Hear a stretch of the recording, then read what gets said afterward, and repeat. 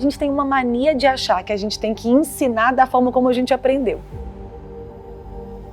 O que a transformação da educação e o uso da tecnologia, eu acho que o grande benefício da pandemia foi que provou para nós, professores, e para nós, alunos, que a gente pode aprender usando tecnologia.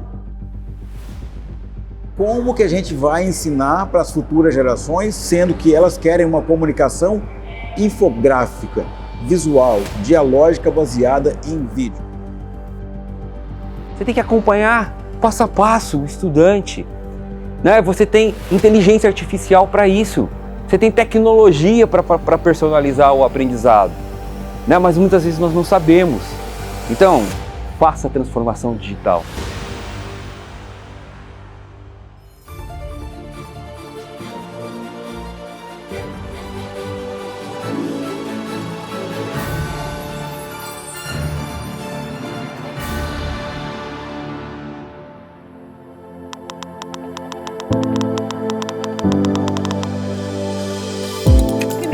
Resiste, isso é normal.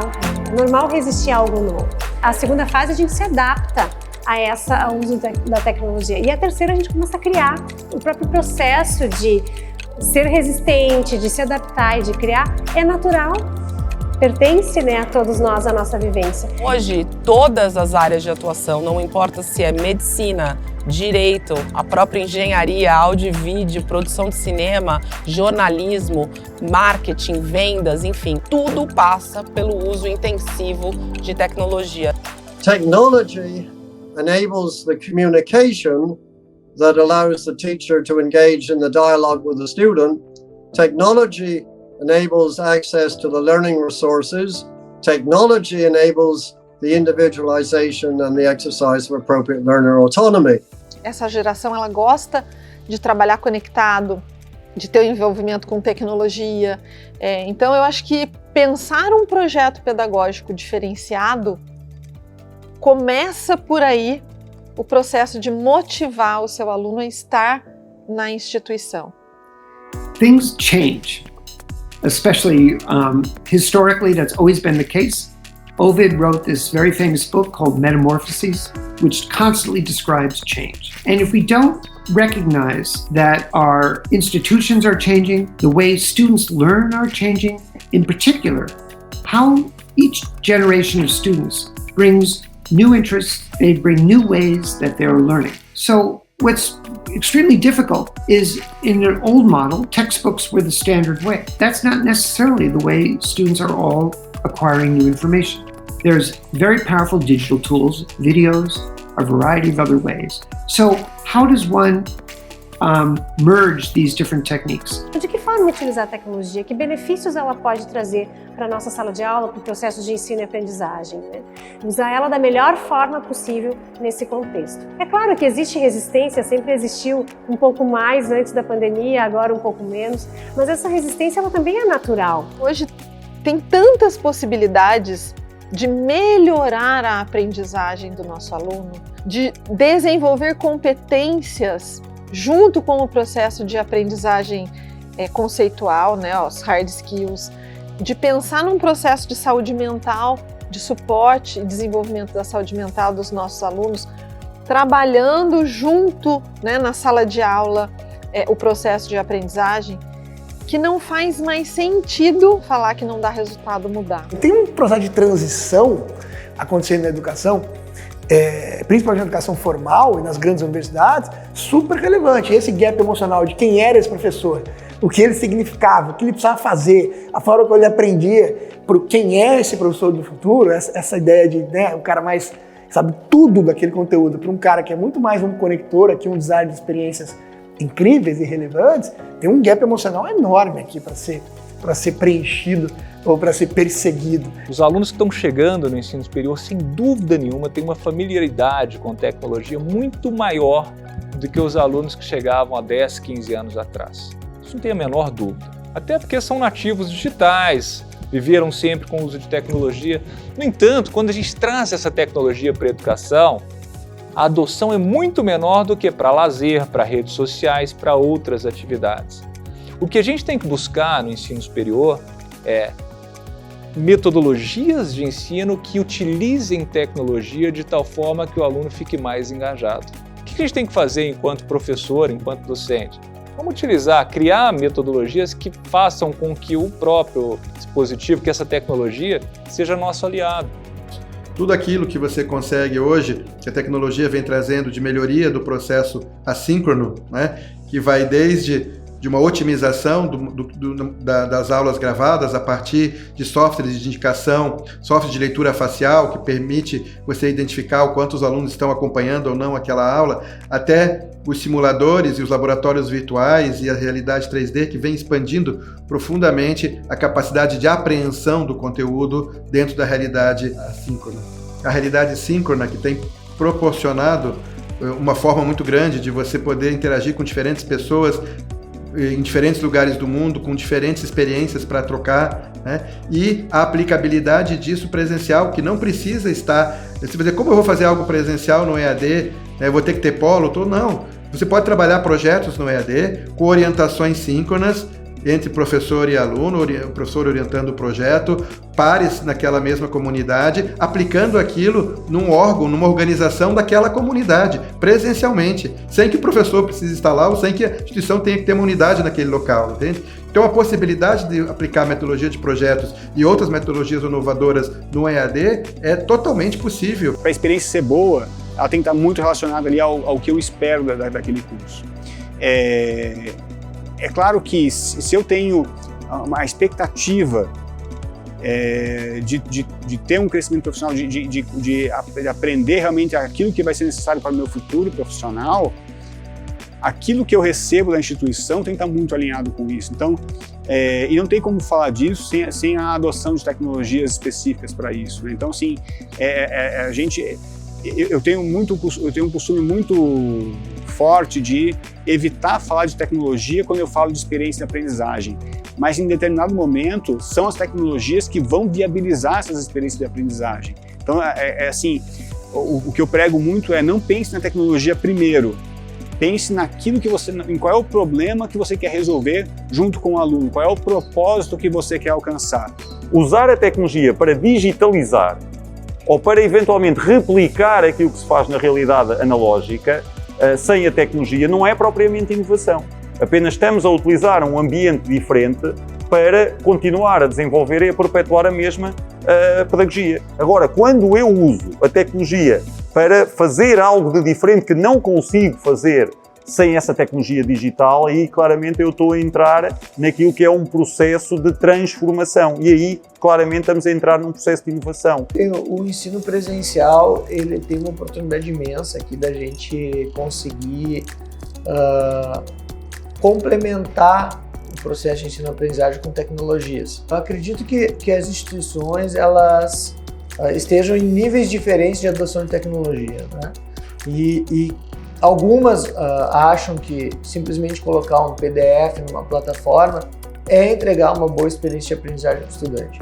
Acho que numa transição de uma instituição que não estava usando tecnologia para aquela que vai começar a usar, isso é aceito num primeiro momento, mas as instituições precisam evoluir, né? A gente olhar para as instituições que vêm puxando a ponta do segmento, elas têm objetos interativos, objetos imersivos, elas têm laboratórios virtuais. Las tecnologías en su etapa actual nos permiten realizar muchas cosas de manera remota, de dos formas, ¿no? Digo, hay maneras en las que uno puede introducirse en un ambiente, por ejemplo, virtual, en donde tienes instrumentación que es muy similar, muy cercana a la realidad de la instrumentación que estás utilizando en un aula física, y realizar prácticas que incluso puedes repetir más de una vez, ¿no? Sin el temor de cometer errores para dañar estos equipos o tener que reutilizar reactivos que a lo mejor pueden ser costosos. Entonces, ese es un ejemplo muy específico, pero por ejemplo en el caso de la realidad virtual también permite generar entornos completamente interesantes en donde el estudiante pues se inmersa en este ambiente y puede realizar diferentes tipos de actividades didácticas. Incluso pueden estar relacionadas con las artes, pueden estar relacionadas con las humanidades, pueden estar muy relacionadas con los negocios, Pero todas estas herramientas, digamos, reforzadas en el marco de la pandemia de COVID-19 alrededor del mundo, pues permitió un impulso y un desarrollo enorme en el aspecto de tecnologías educativas, que seguramente nos va a brindar muchísima agilidad para recuperarnos de ese rezago educativo que surgiu a raiz da pandemia. E nós vemos que há tantas opções do ponto de vista dos softwares, das plataformas, daquilo que é a utilização das próprias tecnologias, que o exercício tem a ver com um investimento no conhecimento também dessa realidade mais digital, para depois haver uma seleção daquilo que possam ser estes softwares, estas plataformas, para podermos ajustar à realidade da nossa escola. Hoje nós temos, inclusive, várias plataformas que fazem simulações totalmente digitais, né? Anatomia, eu corto, eu recorto, eu corto tecido, eu corto parte do corpo humano, e aí eu vejo tudo ali dentro que está acontecendo. No sintético, no presencial ou no corpo que está ali, eu tô vendo, imaginando, né?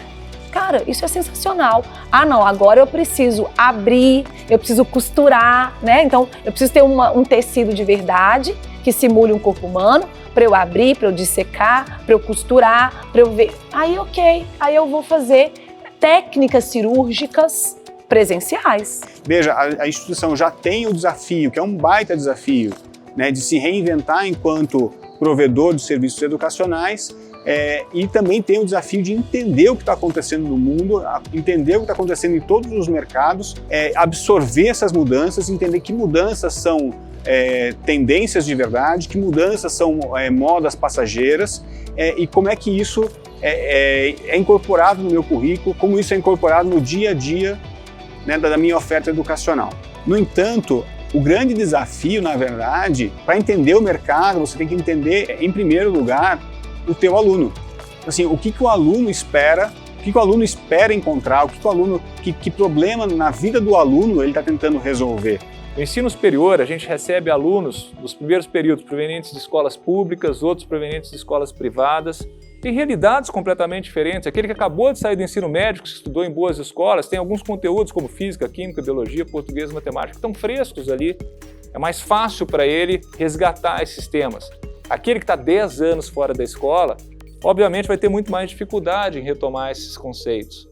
Os ritmos são individuais e não são respeitados no modelo tradicional. Se eu pego esse conteúdo, estruturo e coloco numa plataforma tecnológica, eu permito que um aluno tenha uma dificuldade em um laboratório, em uma aula prática, que pratique em casa 5, 10, 15 vezes antes de voltar para o laboratório para aprimorar a sua experiência prática. As instituições precisam inserir mais tecnologia para individualizar o processo de ensino-aprendizagem e respeitar esses ritmos de aprendizagem de cada um dos alunos. So, for example, in our class, we have now built mathematics review modules that include geometry, trigonometry, logarithms, algebra, calculus. And we created an online sequences in which students can go back and review those concepts, because we know there's a widespread difference in students' experiences before they came to the university.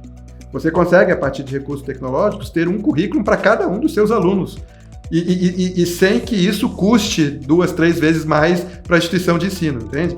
El siguiente paso para innovar en la educación para el futuro, podríamos decir que sería el análisis y procesamiento de esos datos que provienen de las tecnologías educativas, para traducirlos en indicadores de aprendizaje, es decir, ligado al campo de estudio de la analítica del aprendizaje, específicamente la analítica del aprendizaje multimodal, buscaríamos cerrar esta brecha que existe entre el ámbito pedagógico y el ámbito tecnológico, donde en el ámbito pedagógico tenemos pues constructos pedagógicos y del lado tecnológico tenemos factores y modalidades que están relacionadas con la forma en la que interactúan alunos y profesores dentro de los salones de clase.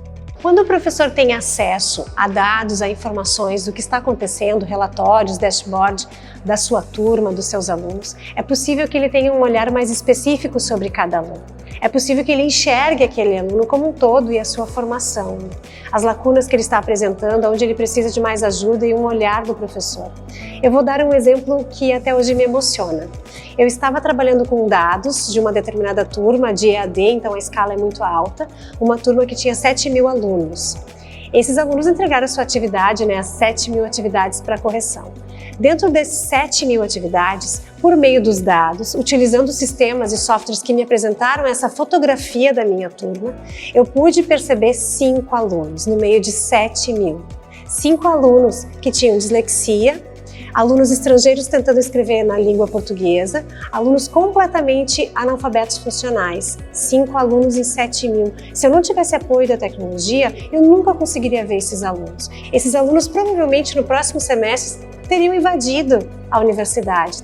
Cuando estamos hablando de conocimientos, cada vez más el uso de algoritmos permite adecuar el proceso de aprendizaje a las características del alumno en relación a los conocimientos y también algunas estrategias o algunos procedimientos profesionales. Pero tenemos ya conocimiento suficiente del uso de la inteligencia artificial como para adecuar la secuencia de actividades de enseñanza-aprendizaje a las características de cada alumno.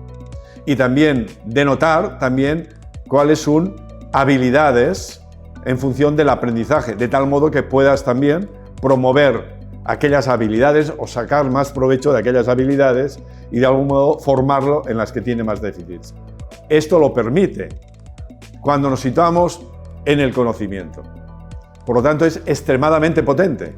O sea, el uso de las tecnologías en el ámbito de la educación nos puede ayudar a hacer este salto cualitativo. Quanto mais nós conhecermos que é educando, facilita um monte para os educadores, para, em conjunto com os educandos, selecionar quais são as melhores trilhas. Portanto, carece de sentido chamar de modalidade presencial, de modalidade à distância. O que existe é o educando. E, curiosamente, isso pode ser feito em grande massa. O fato de ser personalizado não quer dizer que é elitista. Eu posso fazer personalizado porque eu posso, através das próprias tecnologias digitais, criar abordagens que atendem a muitos. E, curiosamente, vamos falar de Big Data. Quanto mais dados eu tenho, eu melhor entendo o indivíduo. É curioso, parece antagônico, não é? Quanto mais gente eu tenho no meu sistema, mais eu conheço cada um dos indivíduos. Porque eu começo a trabalhar com grandes massas, com grandes números. E é a partir da ciência de grandes números, de Big Data, que eu consigo construir um entendimento que, posteriormente, ele pode ser, ou gradativamente, ou simultaneamente, estendido para trilhas educacionais que atendem os mais variados perfis. Por muito tempo, tecnologia tinha um papel vertical, né? Era uma área, assim como é marketing, como é vendas numa organização, e que tinha como principal função dar suporte à área de atuação de qualquer organização. Nos últimos 20 anos isso vem mudando e mudando em que direção, né? Tecnologia deixou de ser uma área vertical e passou a ser uma transversal. Los puestos laborales también están evolucionando. Entonces, esa evolución cada vez requiere más utilización de tecnologías porque cada vez hay un elemento de automatización más fuerte en todas las operaciones, dentro de las empresas, dentro de las instituciones educativas, dentro de cualquier instancia de gobierno. Por tanto, es completamente necesario que una institución educativa busque innovar a través de la introducción de nuevas tecnologías para que sus alumnos estén preparados una vez que egresen de esa institución y estén preparados para los retos del futuro y no se queden en una instancia pasada donde essas atividades pues, van a ser obsoletas, não? A construção da educação do futuro passa naturalmente por aí, não é? Se nós estamos a falar que vivemos numa sociedade digital, se nós vivemos numa sociedade em rede, nós temos que também começar a assumir uma nova cultura digital e temos que ter, de facto, uma escola que caminhe no sentido dessa cultura mais digital e, por isso, no caminho de uma educação digital em rede. E, portanto, é esse o caminho que eu acho que nós devemos seguir e a discussão tem que ser essencialmente por aí. A pandemia também nos trouxe, de facto, aqui uma convicção de que é possível educar mesmo sem ter territórios físicos. Tecnologia passará a ser um idioma. Então, o nosso campus ele é super digital, a gente tem N ferramentas de laboratório, coisas que a gente usa aqui, mas na nossa visão isso é muito mais acessório do processo de ensino e aprendizagem do que central, né? No centro de tudo está o aluno, em primeiro lugar, e na relação com a melhor tecnologia já inventada, que é o ser humano, o professor, professora, conduzindo esse processo. Well, history shows that education has a very poor record of adapting to change, especially in changing the default model that defines teaching as a face-to-face classroom. I mean, some people have pointed out that education is probably the only major activity in modern economic and social life that had virtually no industrial revolution. Yeah, we use technology, but we still teach as a craft, as I said before. Se a gente olhar para outras indústrias que tiveram mudanças tão importantes assim, não foi no ano seguinte, não foi nos 2, 3 anos depois, mas quando você for olhar, foi há 5 anos, 10 anos depois, a indústria estava completamente transformada. E eu acho que é um pouco o que vai acontecer na educação. Acho que já é tech, já é digital, né? Você acha que as universidades cada vez mais vão precisar de infraestrutura e não só de infraestrutura, tem que olhar para BIP e não só para tijolo, e a gente tem que olhar para professor, mas tem que olhar para dev. Então, assim, acho que tem outros stakeholders surgindo aí nesse ambiente e que vão fazer todo sentido, e a pandemia acho que ajudou todo mundo a ter muita consciência disso, desde os grupos de capital aberto até as confessionais, as religiosas. Acho que entenderam isso, porque os alunos estão pedindo, a nova demanda está pedindo. E por último, a concorrência, porque a hora que você vai para o digital também, você está um clique do teu concorrente, também está obrigando todo mundo a se mexer nessa direção. Agora, essa virada só acontece se todos os atores participarem dela, né? Os alunos, né, os estudantes exigirem mais esse tipo de processo, os docentes, né, e gestores acadêmicos entenderem que chegou a hora de mudar, e mudar de verdade, né? E mudança não é eu mudar a minha roupa, né, ou a minha sala, não é eu botar uma sala bonita e botar um computador de última geração. Mudança é metodologia, é forma de fazer, é aceitar o outro, é aprender a ouvir, atuar de maneira diferente. Então a gente está num mundo em transformação, onde a cada mês uma nova tecnologia entra. A realidade aumentada está aí, a inteligência artificial está aí, e o mundo está em transformação. E as pessoas estão cada vez mais rápidas, né? O conhecimento está em todo lugar. Então a gente tem que construir esses novos saberes de forma circular. As carreiras não vão ser mais lineares, a educação não pode ser mais linear.